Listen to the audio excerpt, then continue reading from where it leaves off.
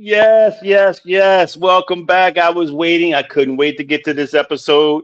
We are James J. Trey Martin and Brian Arndt, BA. We are your hosts for BW Flix, the average movie critics, and we are back. Sorry, we've been away for the past couple of weeks. It's mostly my fault because I've been having some things going on, personal family matters and different things like that.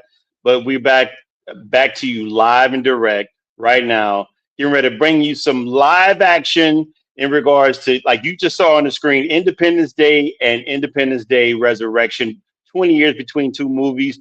We're gonna get into that, but how you doing, Brian? I hope you well, my man. I'm doing absolutely outstanding. Yes, sir. Yes, sir. That's what I'm talking about.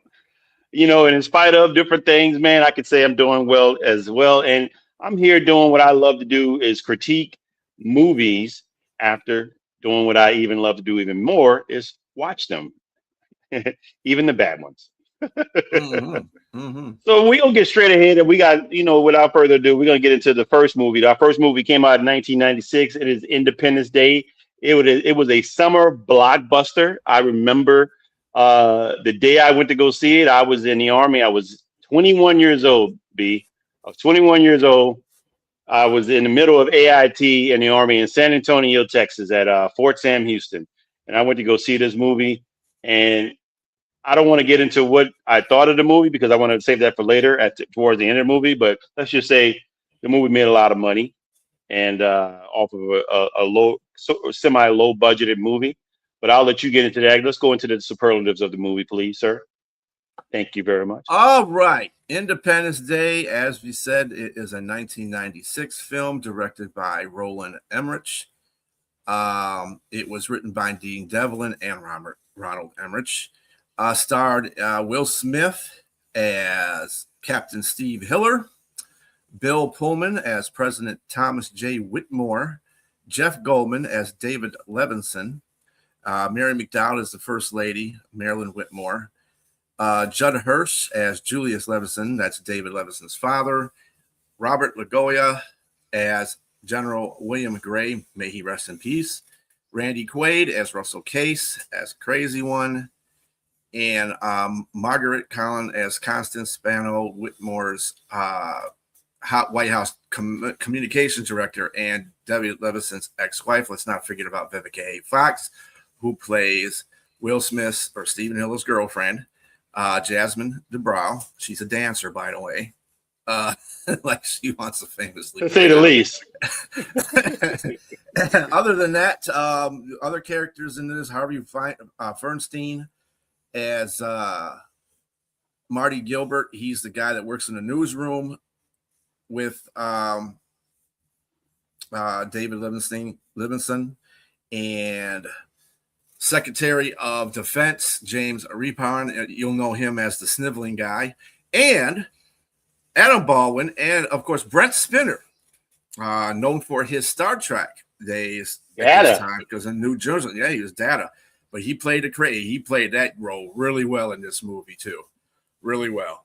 Other notables was Harry Connick Jr., country singer at the time, but and jazz guy at the time. He played Marine Captain Jimmy Wilder, friend of Hiller, Steve Hiller, and yeah. So we're going to go on from that point with all the star studs in this movie. Cinematography was done by Carl Walter Lindenlaub. Music was by David Arnold. Production company was 20th Century Fox and Centropolis Entertainment. It was distributed by 20th Century Fox. It was released on July 3rd, 1996, which we're assuming is a Friday because July 4th, of course, would have been Saturday, and I don't think they release movies on a Saturday unless it's a really special thing. But anyway, running time is 145 minutes. The budget, check this out, people. Now, you know this is a blockbuster. $75 million to make this movie. And in 1996, that was a lot of money. But the box office was $817.4 million. That's a lot of dinero, man, for that movie. Without a doubt. in 1996, man, I mean, they just short of a billion. And that it was ridiculous. Now big budgeted movies now are cost a billion to make. You Mm-hmm. know, and some people make it, and then of course they recouping like $2 and $3 million for certain movies, like we're talking about Avengers and different things like that. But yeah, Mm-hmm. this was a surprise hit, man, for for that summer of '96. And like I said, I went to the movie theater. I fairly okay. I don't want to say what I just put out there. I enjoyed the movie. I enjoyed. I didn't want to give a spoiler to my review of the movie, but yes, I enjoyed the movie. I'm going to get into it. As a matter of fact, let's start discussing the synopsis right now, my man. Um, I mean, you got Jeff Goldblum. He's playing the major character as David Levinson. So right now, the movie, it doesn't cut any corner. It starts right out the gate. You're looking at major locations around the world where alien ships are flying and hovering over above this. Look like are they alien invaders? We don't know. Or are they friendly people that are just coming? Anyway, they're invading our space on Earth. Uh, and so David Levinson, an MIT trained technician, is able to decode a hidden countdown that the aliens have within our system, our satellite system, and he finds out that there is a countdown to destroy Earth. So that being said, David gets this info and he passes it on to the aide. What's going on? Thank you. I appreciate you. I appreciate you, Liz. Yeah, I'm glad to be back. And yeah, Wow. Wow. Will yes, Smith we is hadn't got there trash. yet. Oh. We hadn't got there yet.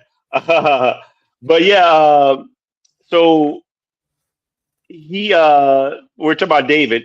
David gets this information to his ex-wife, the aide of the president, which is President Whitmore, and tries to let him know what's going on. So he finds out. David Whitmore finds out what's going on.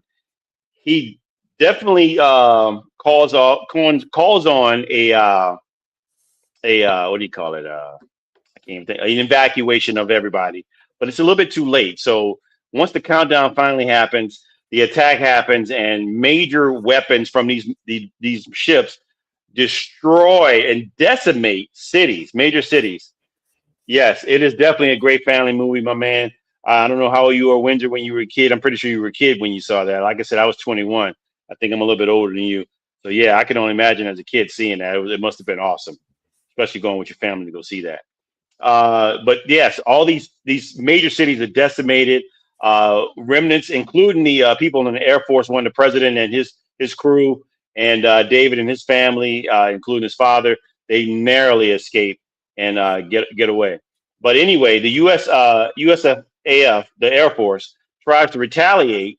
However, force fields, these alien forces have force fields that protected them and provided an advantage to take out all of the F-18s. The F-18s, including that were led by Steve Hiller, as you mentioned earlier, Brian. They were led by, oh my goodness. They were led by Steve Hiller. All the F-18s, all of them were demolished except his. And Mm-hmm. he, of course, survived, and he led one of the enemy fighters to follow him into a canyon, into a Grand Canyon, and he tricked it into crashing into the wall of the Grand Canyon, and he was able to see what the alien looked like. He knocked it out, of course, once they opened up the ship and dragged it all the way to Air Force One. Meanwhile, uh, Air Force bases were being attacked by the alien forces. The president and their crew were able to find out there was Area 51. They made it to Area 51, and so did a bunch of survivors of people traveled to Air Force One, as well as Will Smith's character Steve Hiller with the alien. And so then when they got there, you mentioned the character Data, the guy. Or Spinner. Was it Spinner? Yeah, Spine, or is it Spinner or Spiner? Spiner, I don't know. Spinner. Tomato, Spiner, tomato. yeah, I don't know. Either way, he played Data on the Next Generation of Star Trek. Mm-hmm. His name was Dr. Brackish Okun. So he was the main scientist. He was Cooney, Looney. Mhm. Anyway, a brilliant guy, shaggy hair, disheveled clothes. His main focus was everything that his life was in Area 51. So they already turns out they already had aliens there that came in the early 50s and died, and so they were glad to have that one there, and they had a ship there, and so come to find out they're trying to like do an autopsy of the seemingly dead alien, and he turns out to be alive. He kills everybody in there except Dr. Okun, and the president and all the crew, all his men, finds out through telepathy, through the alien speaking through Okun, Dr. Okun, that they're trying to take over the planet, harvest everything that they have on that planet, and kill everyone there. Because president at least said, can we at least find a way to share or share the space? He said no, he wants you all to die. And of course, his telepathy started reading into the president's mind, letting him know what's going on. And of course, the glass wasn't bulletproof, so they killed the alien, and the president acknowledged what was going on, what they were, what they did to planets, and what they were trying to do to Earth. That said, David thinks of a way to destroy the force field. So, with that being said, he delivers he said by destroying the force field, he would have to use a virus into their system and create a virus the only way to get the virus into their system, it would have to go to the mothership, and they would have to use the alien spaceship that they had on hand. And so they did that. The volunteer was Captain Steve Hiller and David. They both went, and they got there, attached themselves. They realized that the mothership drew all the alien. It's like it had its own gravitational pull. It drew the alien ship into the mothership. They attached, closed the windows, and so while the windows were closed, he was able to insert the virus into their system, and then but they realized they couldn't detach. And the virus worked because eventually.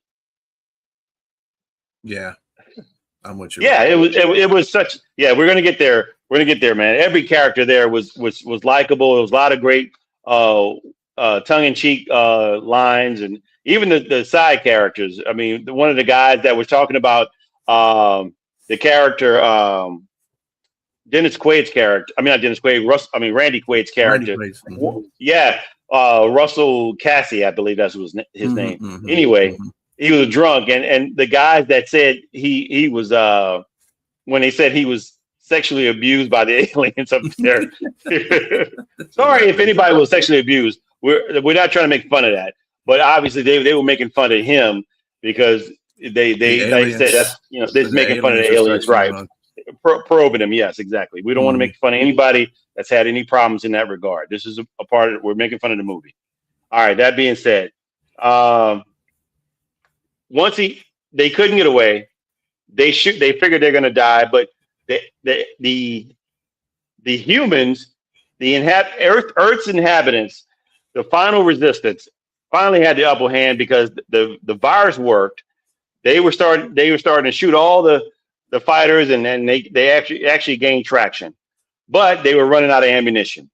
One of the main ships was getting ready to fire off its main weapon, and the guy that had one weapon was Russell Cassie, the drunk who had been tortured by the aliens.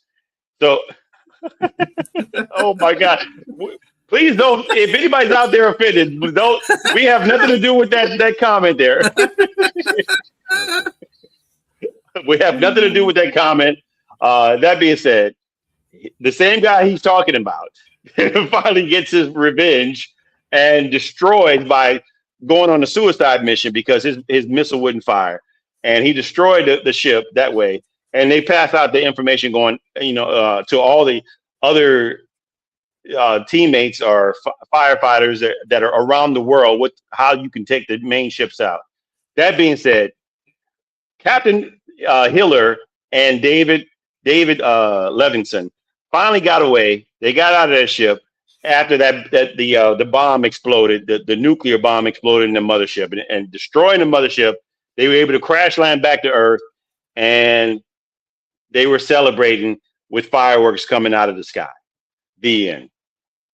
Okay. That being said, my first question of this movie, uh, how's the direction, how's the editing, how's the special effects? This movie is 30 years old, my man. 30 years old. Like I said, I saw it a long time ago, and and it still Yeah. holds up. This movie still holds up from the beginning to the end. The direction is great. They don't have you waiting. You understand what's about to happen in the beginning, how it's getting to the middle and then to the end. You have a climax, and you understand the movie fully. There's no hidden agendas. You understand everything fully. I think the acting, also the editing was great. The special effects for that time, it won an Academy Award. It won an Academy Award. Mhm. And you look at it to this day, it's not going to be CGI of 2026, of course, but it still holds up. It's really good. You don't see any fuzziness around all the special effects with the weapons, with the fighter pilots, their jets, with the alien ships, with the motherships, everything. It's impressive. It's really impressive for what it was in 1996. I loved it. What do you think, B? Yeah, I believe that everything worked pretty well in that movie, and even to this day, it's really hard to tell. I mean, some of it was CGI was in its infancy at that point, and you can see a lot. You can see some scenes where, like, yeah, that looks a little bit, eh, eh. But it was 1996 again, as you stated.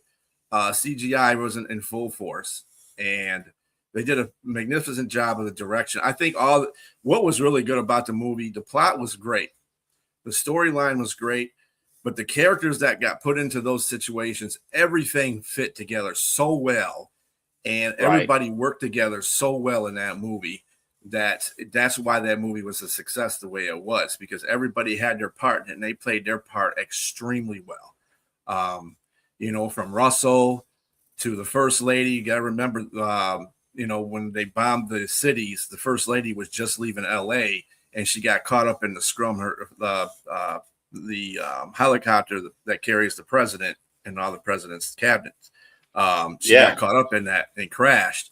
And so, and I guess everything fit really well, from the funny parts to the sad parts to the exciting action scene parts. The comedy within the action. Will Smith and Jeff Goldblum in the cockpit of the plane, and it lets go of the ship. When there's a skirmish that goes on right there, and they're shooting at, having a shootout right there in the alien ship. The fat lady has not sung yet. Right. You and your fat lady. You're obsessed with the fat lady. Let's just get out of here. Right. Right. It's still funny, right? It's still funny. Go out that way. That's what he said. I love Jeff Goldblum's humor because it's humor because it's dry, flat and dry. Yeah, it's yes, he's definitely it dry. Works for him. It works for him because yes. the expressions go along with it. So Yeah, he's got like these big eyes, and he opens them up, and he's like, he said, "Yes, you have a few seconds here, and then yes, you do your thing. Yes, do your thing." But yeah, I mean, I agree with you. I totally agree with you. I think even the smaller parts, because you had some big name actors that played small roles, but they knew they knew the mission. It's like they put their heart and soul into every part of it. Like Robert Loggia played General Gray. I mean, he didn't have many lines, but I love the fact that he had command, and he whatever line he put out, he gave you General-esque, aura. He gave the aura. I mean, because I like Robert Loggia. I love him in Scarface. I love him in even the comedy movies like Armed and Dangerous. If anybody out there likes John Candy, crazy stuff where he played the gangster CEO of the union or whatever. It's pretty so funny stuff. But Robert Loggia, yeah. Mary McConnell, you mentioned her. She played the first lady.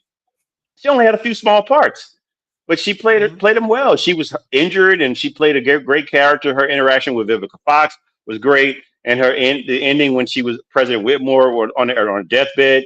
You know, she played a great role in that. I mean, there's small parts, but they were all great.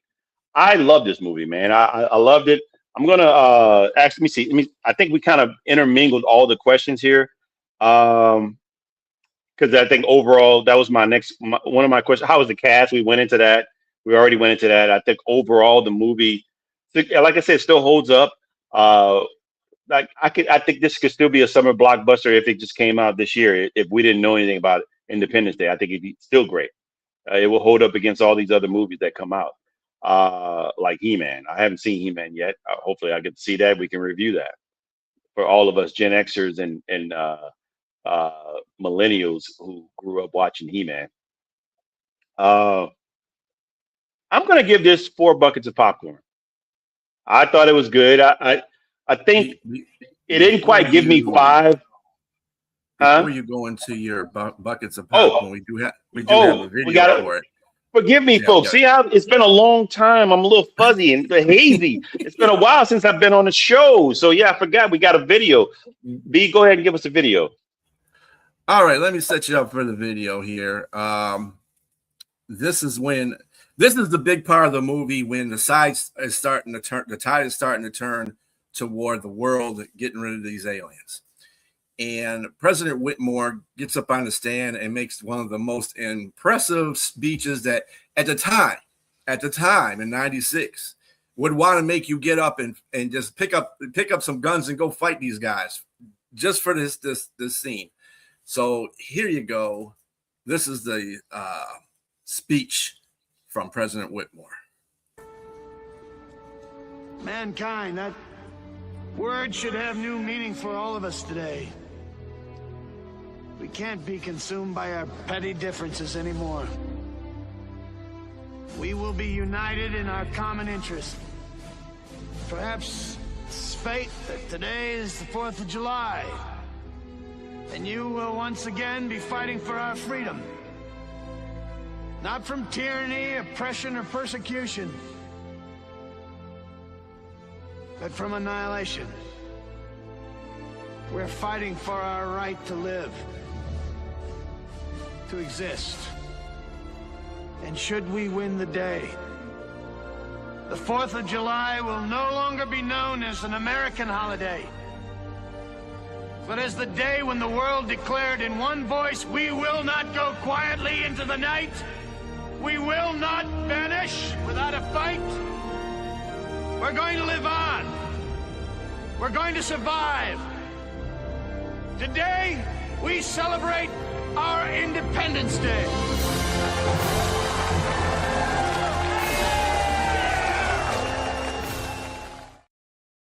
There you go. Very strong stuff there. Very strong stuff. That kind of emotions happens throughout the movie. The other scene that is really heartfelt is when President Whitmore's wife is dying, and the daughter comes in, and when she goes out, she passes away, and President Whitmore comes out and sits by her, and she asked if mommy was going to sleep, or she was sleeping, and she knew what that meant, but she was just using it in the child form. And that was real kind of like, oh man, that's up. You know what I'm saying? It is kind of hard, right? Yeah. So I mean, this movie just had everything in it. It was just great all around. But you said you're gonna give it 5 buckets of popcorn, huh? What did he say at first? The first thing around, what was his first statement? I missed it before. This one, he said Sam Castle played one of the aliens. I heard that too. He didn't need a movie from the effects. You talking about Sam Cassell, the basketball player? Yeah, Sam Cassell. Oh, wow. He said, I would fight for Bull Pillman. I know, right? After that speech, shoot. So you gave it 5 buckets of popcorn. There you go. No, not me. No, I didn't say 5. I said 4. 4? Oh, okay. Well, I'm giving it 5, but you can give it 4. Yeah, I'm going to give it 4 because to me, it's got to be elite. it was I think it was a great movie. I think it wasn't like it was good act. It was great, very good acting. It was great chemistry and everything. I thought it was a great story, but it was just something a little bit maybe missing to give me just quite 5. If I could give it 4.5, I would give it 4.5. But I'm going to give it 4 buckets. Yeah. All right.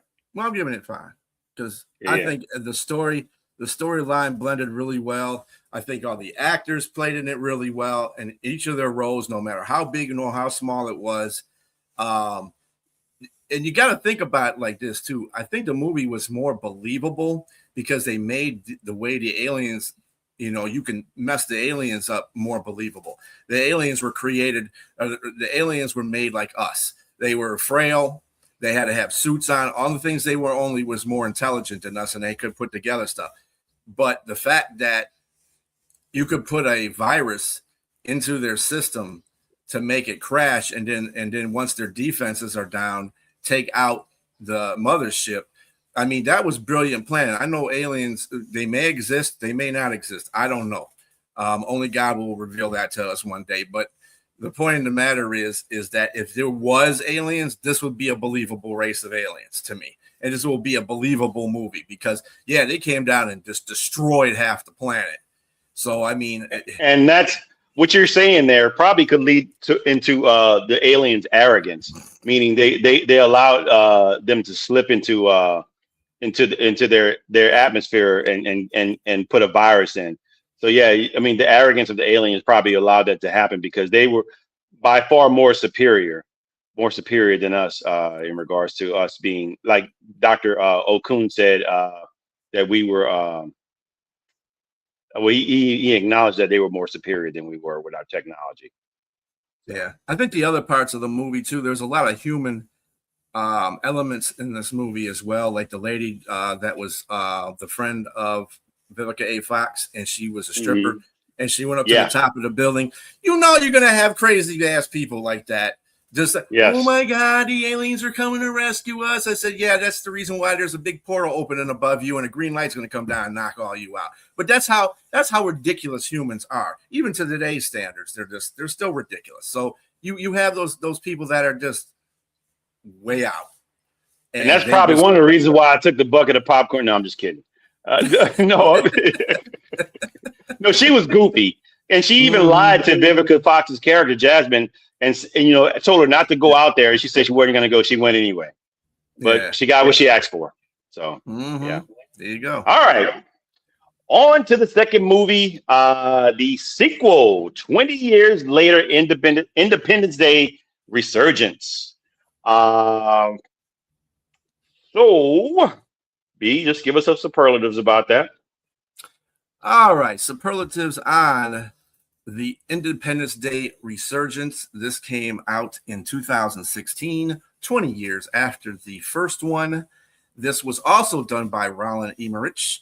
Screenplay was done with Roland Emmerich in mind, but they had a whole bunch of people doing it. James A. Wood, Nicholas Wright, Dean Devlin, James Vanderbilt were also in the screenplay.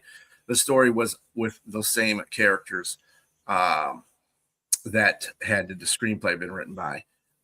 It was starring Liam Hemsworth, and he was Jack Morrison, a pilot of the Earth Space Defense. Patricia Whitmore's fiance, Jeff Goldblum, reestablished his role as David Levinson. Bill Pullman also reestablished his role as President Thomas J. Whitmore, although he's not the president.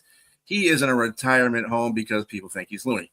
Makia Monroe is Patricia Whitmore. Remember the daughter? That's the girl that plays the daughter of Whitmore, and she is also a military woman. She's a combat pilot like her dad.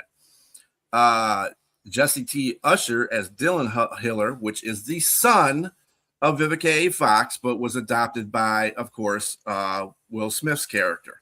And Will Smith, by the way, in this movie, before this movie, I guess they couldn't come to a contract agreement, or he didn't like the script, or whatever the case may be, but they wrote him off in here. He got killed doing a training mission. I think it was a training mission he got killed in.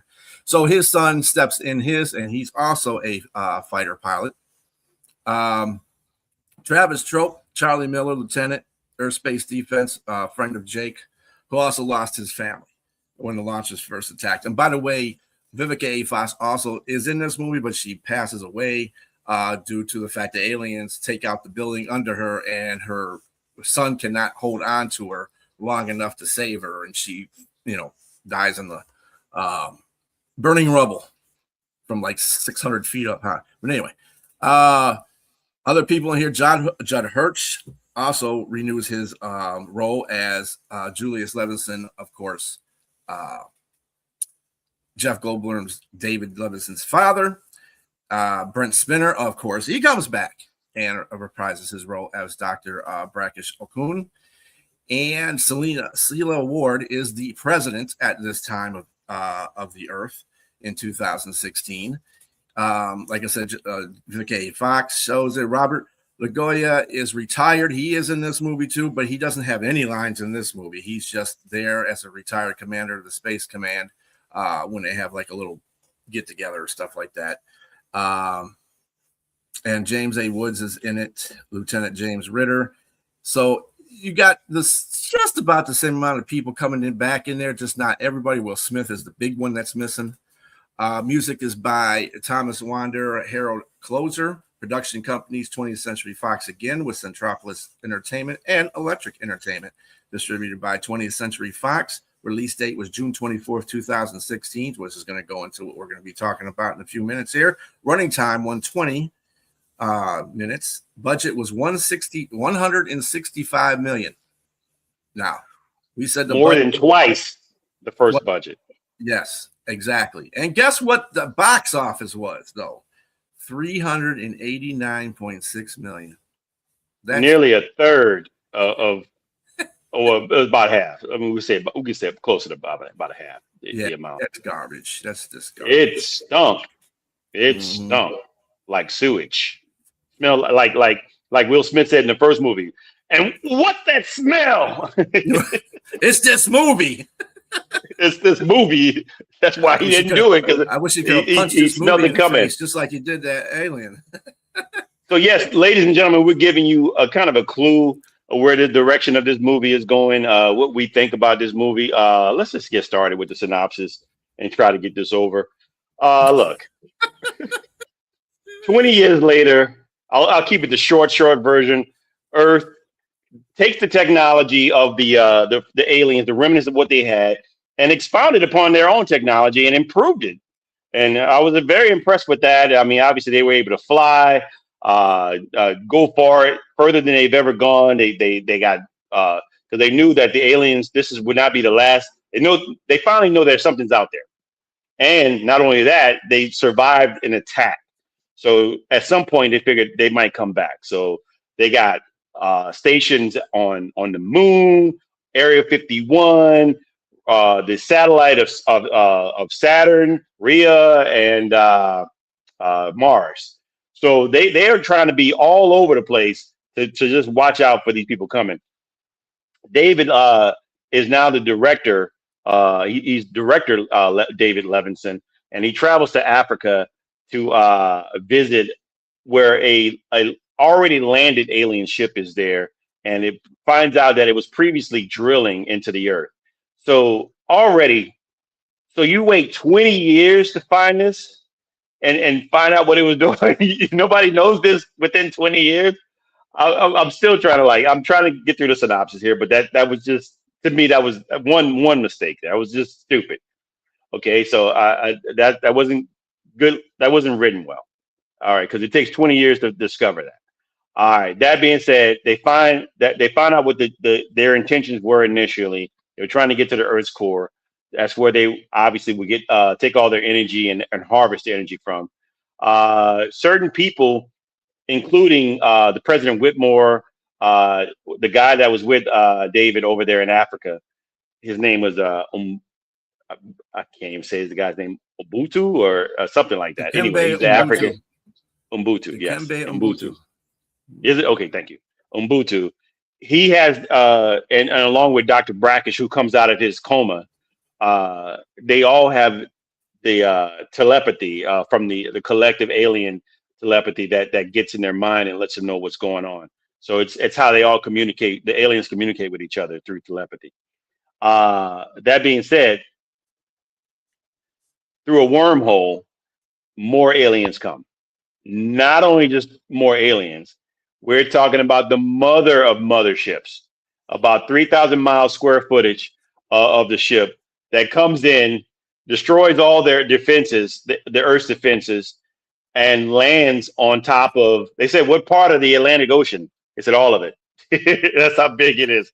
It's covering the whole Atlantic Ocean. And so that being said, back at Area 51, an alien. Let me see. Hold on. Forgive me. Yeah. Back at Area 51, one of the aliens is being interrogated to find out how the aliens are what's going on, what's bringing them back. They find out that they're hive-minded and that it has colossal queens, very large queens, which one of them was on the original mothership, and one of them travels in that big ship that comes down. David realized that they killed the queen before, so they could try to do it again. The followers went dormant and returned to where they came from. Captain Dylan Hiller, the son of Stephen and Jasmine Hiller, now both deceased, as you mentioned, leads an attack to the mothership, but they're ambushed, and then they end up going inside the mothership, and their ships, like I said, are ambushed, and they destroy them, and they get stranded inside the ship.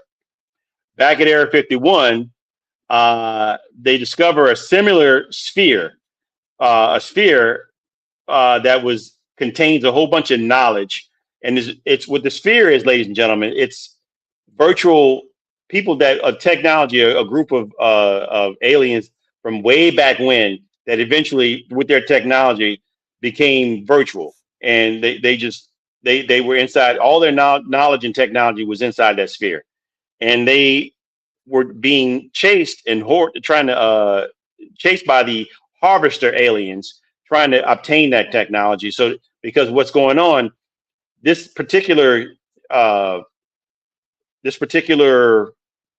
guess, alien sphere, this particular sphere has the knowledge and know-it-all. They're hiding. What they're doing is they're hiding a planet, a refuge planet that takes anybody that's stranded, refugees. They were coming there to take the ones from Earth, but unfortunately, us as stupid people destroyed the ship that was supposed to take us back.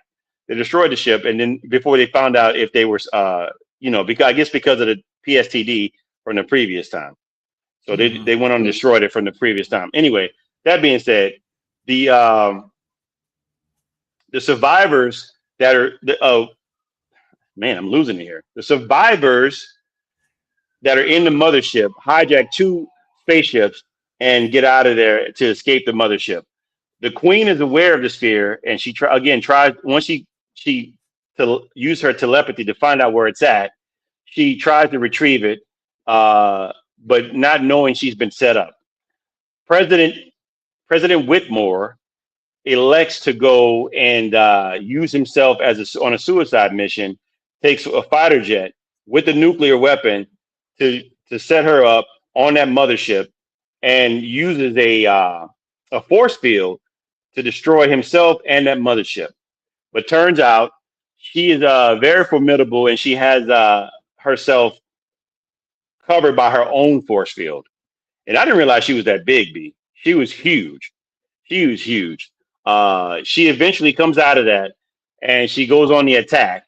But the remaining the forces of the Earth finally destroy her, and of course, the sphere turns out wants them to go on to attack the remaining forces head on intergalactically. They want them to learn their technology so they can get all the Earth's forces and go up there and attack them and destroy that harvest alien group. And that's it, the end. And you can go ahead and play the video. I don't even know what you're going to play, but I don't think none of it's good. So, dang. Thank you for setting mine up. Anyway, But to the point of remember the speech in the first one, right?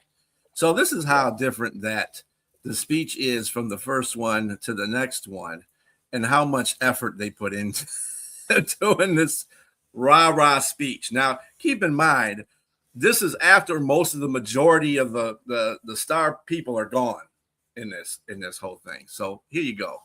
Whitmore with his speech, basically in conversation with Jeff Goldblum's character, and you'll see. It's been a while. I had 20 years to get us ready, and we never had a chance. We didn't last time either. We always knew they were coming back. But look how far we've come. In the last 20 years, this planet has been unified in a way that's unprecedented in human history. That's sacred. That's worth fighting for. We convinced an entire generation that this is a battle that we could win, and they believed us. We can't let them down. It wasn't luck last time. It was our resolve. We all have to fight till our last breath. And that is going to lead us to victory.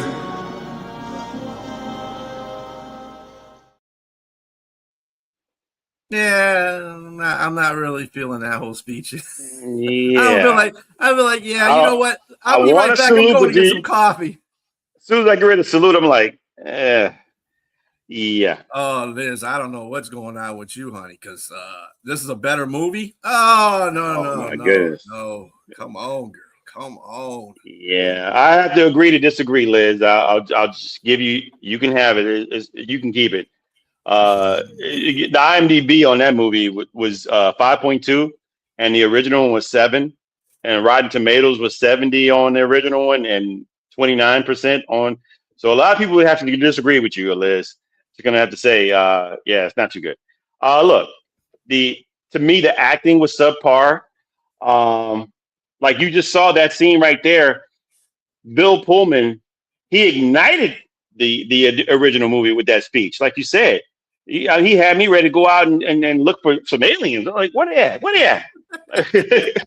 Let me stick my foot up some alien, you know what? But the direction was weird. It just seemed to be all over the place. Like I said, that didn't even make sense to me that you finally see a ship as large as it is. No one's trying to figure out what's going on with that ship 20 years ago. You're going to figure out that 20 years later that it's digging into. It was off. 20 years ago when they were attacking, that one came down. And because of all of the hoopla that was going on around the world, they didn't notice it touch down and start sucking the life out of the earth. But what happens was when they destroyed the mothership, that thing totally shut down. And it was shut down until the new one came, the new big Mama Jama ship came and reignited the circuitry in it. So that's what they were talking about when they were talking about that ship. Not that they discovered it. It was the fact that it got turned on immediately because of the telepathic things that were going on. If you remember, when they were going through all that, that's when that stuff started going on the ship. They looked over the crater and they saw the ship, all the lights are on. It's like, who the hell turned on all the lights? That was because the aliens were coming. So yeah, it's part of but see, that's part of the movie. That's, just go ahead. I mean, the ship is still there. They didn't go to technology and everything. I don't get the fact. I mean, I guess it's huge. So I mean, I guess they probably just leave it there or whatever. It's just like a big junkyard. But yeah, Yenja, this whole movie. Let me say this. To me, as a sequel, I mean, we talk about Terminator, T2. That's how you're supposed to go to a sequel. Like, man, that movie was great. The first movie. Oh my God, the second movie was even better. If not, it's supposed to take what you got from the first one and soar. This movie just like fell off the cliff.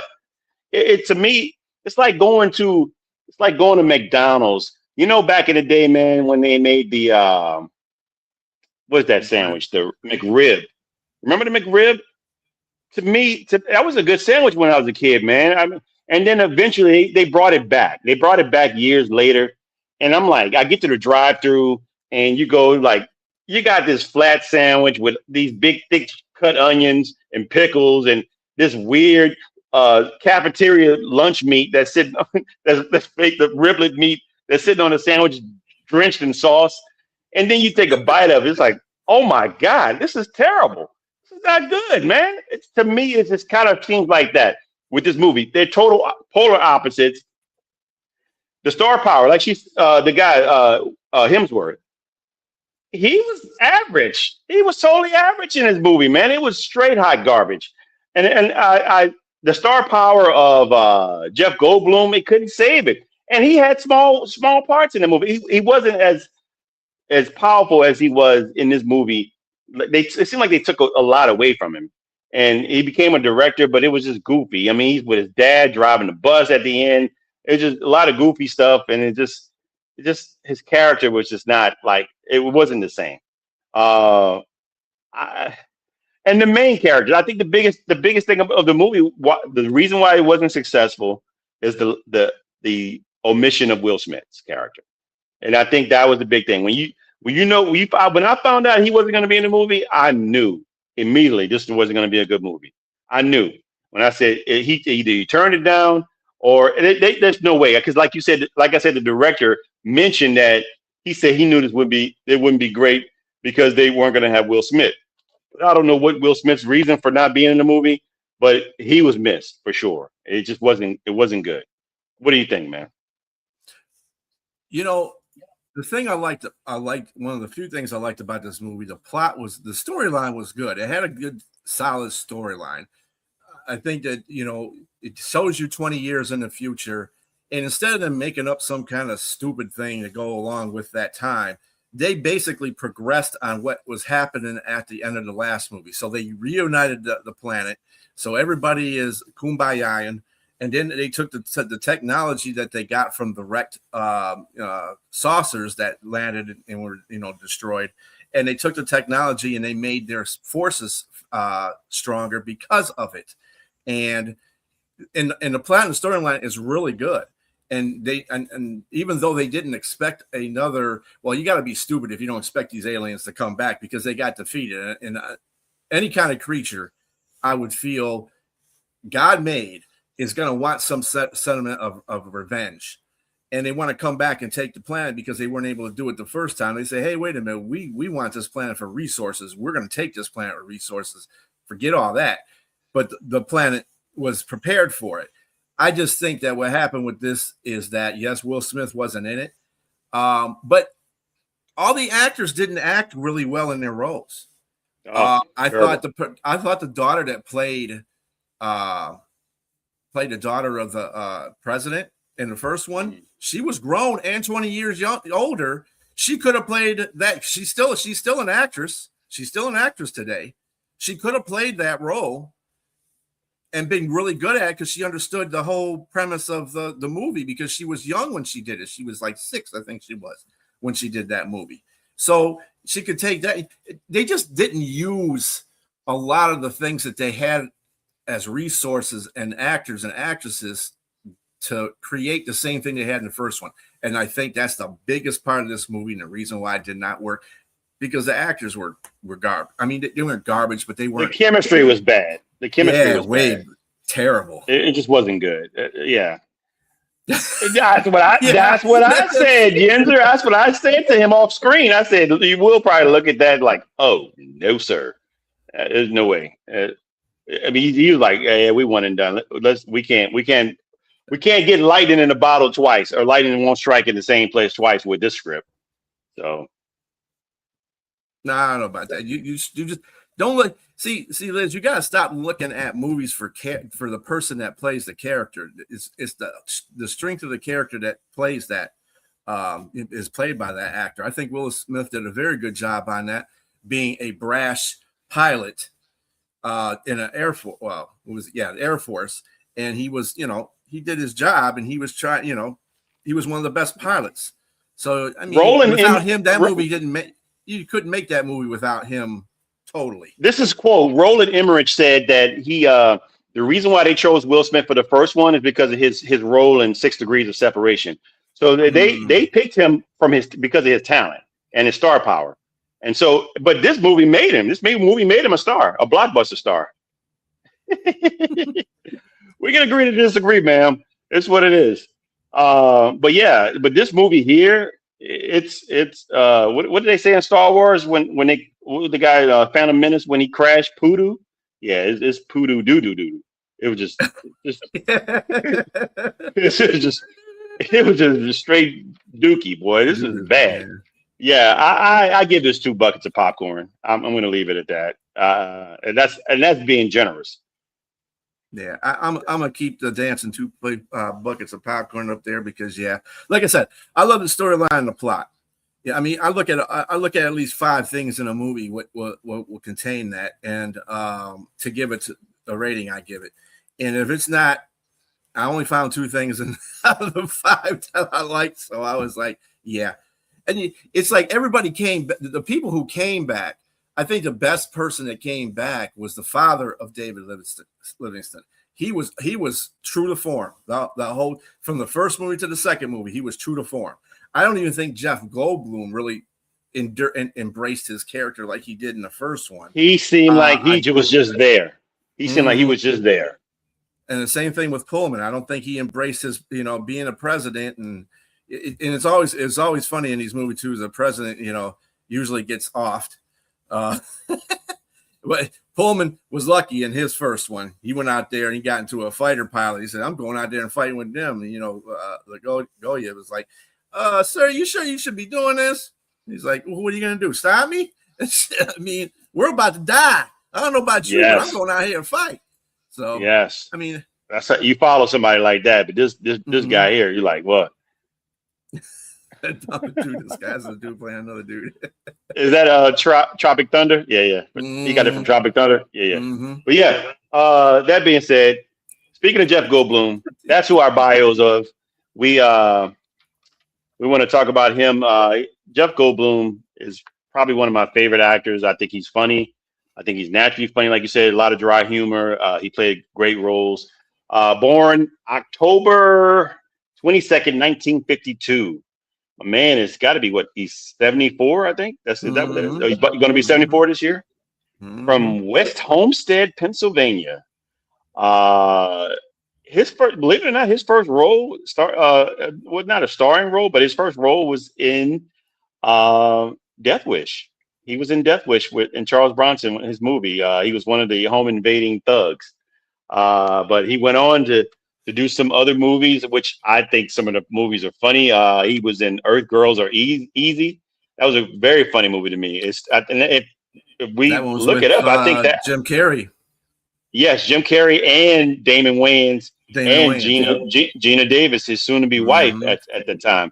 Also, he was in The Tall Guy in 1989, Vibes 1988.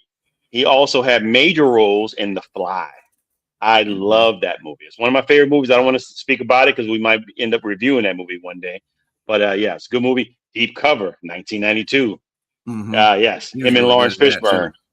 Yes. Jurassic Park, same year. Our first introduction to Jurassic Park. Yeah.